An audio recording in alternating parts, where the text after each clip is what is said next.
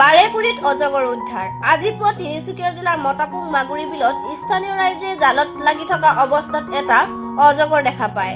জালত লাগি থকা অজগৰটো কিছু আঘাতপ্ৰাপ্ত হয় যদিও WECO NGOৰ কৰ্মী মানৱ চুটিয়াই স্থানীয় ৰাইজৰ সহযোগত উদ্ধাৰ কৰি কিছু প্ৰাথমিক চিকিৎসা কৰে আৰু ভেৰজান অভয়াৰণ্যত বনকৰ্মীৰ হাতত অৰ্পণ কৰে। অজগৰটোৰ দৈৰ্ঘ্য প্ৰায় 6 ফুট আৰু ওজন 5 কেজি। অজগৰটো বনকৰ্মীয়ে চমজি লৈ চিকিৎসাৰ কাৰণে গুইজান বন সংগঠনৰ কাৰ্যালয়লৈ প্ৰেৰণ কৰে। আজি ৰাতিপুৱা মাগুৰী মতাপুং বিলত এটা জালত ফচি থকা অজগৰ সাপ লাগি থকা আমি খবৰ পাই আমি উইকো NGO ফালৰ পৰা আমি সাপটো উদ্ধাৰ কৰি আনি আৰু ভেৰজান ফৰেষ্ট ৰিজাৰ্ভত আমি ফৰেষ্ট ডিপাৰ্টমেণ্টৰ হাতত চমজাই দিছোঁ আৰু লগতে তেওঁলোকে গুইজান ৰেঞ্জলৈ নি মেলি সাপটো চিকিৎসা কৰি ডক্টৰ পৰীক্ষা কৰোৱাই সাপটো এৰি দিয়াৰ কথা আমাক জনাইছে।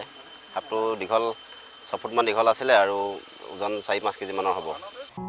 তিনিচুকীয়াৰ পৰা Krishna Kamal Bora report 7S news.